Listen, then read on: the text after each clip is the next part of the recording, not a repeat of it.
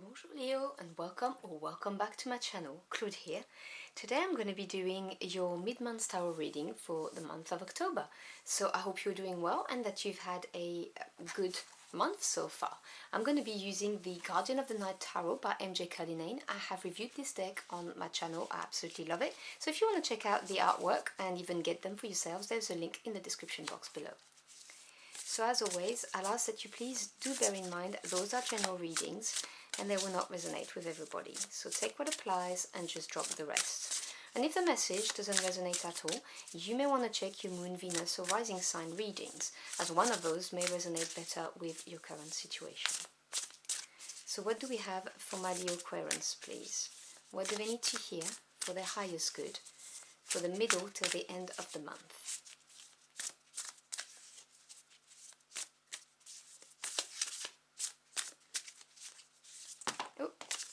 And I just dropped a huge wad of cards. Okay, we have a jumper card that will show it to you. It's the Lovers. So let's see if this card comes back up. So maybe a major decision. We'll see.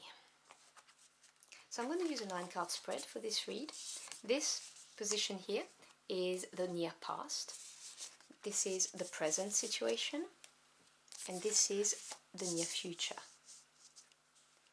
Here we have air, earth, fire, and water. What's hindering you and what is helping you. So I'm going to move my deck out of the camera frame and let's start. So in the near past we've got the King of Cups. Okay, so the king represents mastery of their suit. You know, they have expertise and knowledge of it because they work their way through the ace all the way to the end of the court cards. And cups is water energy. So this is, you know, your intuition, your feelings, your emotions, these kind of things. And we're talking about the energy of the card here. We're not talking about gender specific. So the King of Cups is somebody who is very much in control of their feelings and emotion. They are capable of facing very difficult situations, you know, situations that would challenge any of us emotionally, and they're capable of keeping their emotions in check and making the right decision. They also are very loving. You know, this is somebody who's very caring and also very intuitive. So there may be someone who fits this criteria in the near past that has an effect and still has an effect on your current situation. Otherwise, this may represent you and you having overcome quite a series of transformation on an emotional level to get to that level of control that that you have currently. You know, very emotionally mature is what they're saying to me. So the current situation over here, we have the Wheel of Fortune. Okay, so you have a big energy in the center of your spread. The wheel is a major arcana, which obviously shows that it's going to have a bigger impact on your life path and also a longer term effect. And to me, as a tarot reader, it represents your spirit team acting on your favor. So they may be showing you the path, and they may be orchestrating things behind the curtain that you're not aware of, you know, for you to grow or to get the best possible opportunities that could come your way. The Wheel of Fortune is always spinning, okay? So, you know, we're always on it and it goes up and down continuously. So there's change coming your way. It's happening now. And obviously it is to do with how you react to the change and what you do. Do you embrace it? Do you grab it with both hands to maximize the opportunity? Or do you just stay on the wheel and do nothing and the opportunity passes you by? You know, this is neither a good card nor a bad card. The Wheel of Fortune is a card that just indicates the end of a cycle, the beginning of a new one, you know, and that movement that continues, you know, in order to help us develop and grow. So what I'm getting here is that your spirit team is orchestrating something for you. And when I talk about your spirit team, this is a term I use in order to refer to whoever you work with. So this could be spirit itself, this could be God, it could be the universe, it could be any deities you pray to, or your angels or your ancestors, for instance. So on your mind, the air, sector, you have the Three of Pentacles. So this is growth. Pentacles energy is to do with the physical realm, so it could be financial assets, it could be your career, your job, your business, or your home, and or education even, you know, the betterment of your skills. The Three of Pentacles talks about experiencing some growth in whatever aspect you're querying about. It may also talk about collaborations, you know, working collaboratively with people. You see the pack hunting. So, you know, you may well be thinking about collaborating with somebody or working on something with someone to make it grow. And this could be a romantic relationship too, you know, like as you work with this person of interest, who could be this King of Cups, unless this is you.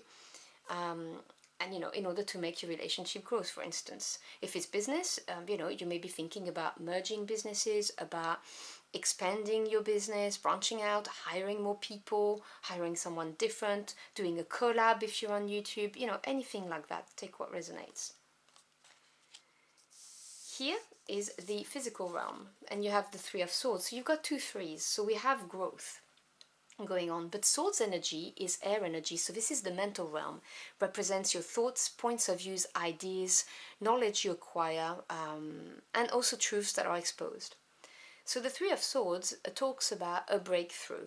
This is the card that frees you from the undecisiveness of the Two of Swords, where you see, generally speaking, a woman with a blindfold and two swords crossed in front of her, refusing to move or protecting herself. The Three of Swords is that breakthrough. It's that thinking out of the box, or receiving some bit of news or some data that you acquire that enables you to break free from the chains of this, from this position of not moving. Now sometimes it's uncomfortable because the swords, as I like to say, they cut.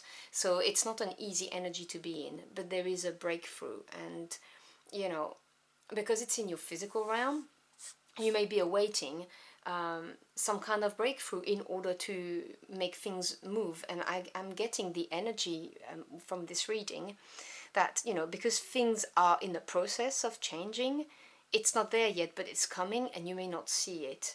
But this breakthrough will come. Here is your spirit, your willpower to see things done, your passion, or even your deep desires. And we've got the Hierophant. So this is another major arcana. The Hierophant is a card of knowledge. So, you know, it could represent the knowledge of, you know, a priest or a counselor or someone of importance. But there are layers to the cards, and it may represent other things. It may represent traditions. So, you know, signing a contract. You know, getting a contract with a big company as well, because it may represent big corporations, you know, with the idea of the Hierophant represents, at the time anyway of the tarot, represented the church system, so, you know, a big institution. So you may be anchoring to work for a big corporation, or you may want to get recognized by a big publisher if you are an artist of some kind, or you may be anchoring for signing a contract of any kind. And if it is to do with a relationship, you may really long for a more permanent commitment. It doesn't have to be marriage, you know, but a clear sign of commitment is what I'm hearing, which obviously can be applied to business too as well. And here are your emotions, your feelings, your intuition, and you've got the Seven of Pentacles. 7 is a deep number to me because it represents analysis, self-evaluation. And when we do that, when we go through these moments of self-evaluation, we gain experience that we draw from, and it gives us the competence and the confidence to move forward in the right direction. Pentacles being the energy of earth, as explained here, very much physical thing. The Seven of Pentacles talks about reflecting on a situation or a product, you know, something that you've invested time and effort, because this is earth energy. So, you know, a slow energy that's practical and grounded, very concrete energy of having put the time and effort and even maybe resources into something and thinking, okay, was it worth my while? You know, am I being foolish to continue in this direction, or is it well funded and I'm going to get my harvest? You know, is this going to pay off in the long run? and this is in your heart right now. This is trying to make sense in a practical way of something that you're feeling in your heart, is what they're saying to me. So I really see why this card is here, because this Wheel of Fortune right at the center of your spread, things are changing, and you know, you are an intuitive being, you feel it, you feel that things are moving, but you're not quite sure. And so if you're here again for romance, this is you looking at your interaction with this King of Cups and thinking, okay, does this amount to a bigger commitment that I yearn so much for? Or, you know, am I just wasting my time? That would be for the romance side. And obviously, you know, you can see what happens for your career, you know. I've tried hard, you know, I'm trying to expand, I'm trying to collaborate to, you know, reach a broader audience maybe, and is it going to be worth my while? Because, you know, you're really wondering this. Now, here is what's hindering you currently, and you have the Six of Pentacles. Now, the Six of Pentacles is a beautiful energy. This is, you know, harmony after having overcome a change or a challenge. It is the perfect balance between movement and stability and giving and receiving. But on the shadow side of things, sometimes it's referred to as the breadcrumb card. You know, like you give more than what the other person or what the company is giving back. So you may be feeling this. You may be feeling like you're just getting breadcrumbs or not enough compared to what you invest, whether it's in this romantic relationship, this project, this job, whatever the case may be. So this is what's hindering you. So to me, I'm seeing this as a heads up, you know, your spirit team saying to you, hey, you know, make sure that, you know, there is an equal give and take in this situation so that it serves your highest good. And may also be a message of, you know, do not dwell on this. Just concentrate on doing your end, and then the rest will come naturally. What's helping you is the moon. Okay, so another major arcana here. We've got 3, I think. Yeah, about a third of your spread. The moon represents things are not as they seem. Now, there are layers to the cards, you know, and the moon also represents deeply buried feelings. It may refer to trusting your intuition. And what I'm getting for your reading is that your spirit team is saying, trust your intuition, because everything is not as it seems. When you look at things under the moonlight, it doesn't look the same as it would in the sunlight. And so you may be well surprised by what's coming your way. You just don't see it yet. It's veiled from your eyes. And the reason for this is because with this Wheel of Fortune, as I was saying, this is your spirit team organizing things to come together for your greater good. So everything will happen in divine timing for you. You just need to trust. And then finally, in the near future, we have the High Priestess, another major arcana. So you do have 4 out of 5, so out of 9, sorry, I can't count. So you do have 4 out of 9, and these are big energies of intuition and knowledge. You've got the moon, the Hierophant, and the High Priestess, plus the Wheel of Fortune. So the High Priestess is somebody who has a lot of knowledge, and she channels her wisdom and knowledge between the spirit world and our world. Okay, so she gets downloads from her spirit team, and that's how she gains that knowledge. This is a highly intuitive card.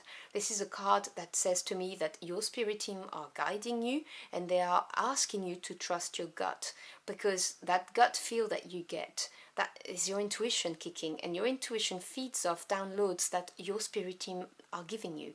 So for instance, they may be giving you downloads during your dreams. So do keep a journal by your bedside table, because if you wake up, you should jot down at least keywords so that you remember bits of it, because there will be clues on what to do. But this is really saying, you know, all of this reading is screaming to me, trust your intuition. You can't go wrong if you do. Obviously, you know, this is just the messages. You are sovereign of your life. You do you. But I will never presume to tell you how to lead your life. But this is what I'm hearing loud and clear, that, you know, your spirit team is behind this. They are guiding you. Do not ignore your gut feel, and you will be perfectly fine. So I'm going to leave it as that. I hope you've enjoyed your journey for the cards with me. If you did, do let me know in the comment box below. I'd love to hear from you. Thank you so much for stopping by. Your time is your most precious commodity. I am so grateful you chose to spend it with me. I wish you a beautiful end of the month, and I'll see you again very soon. Until next time, au revoir.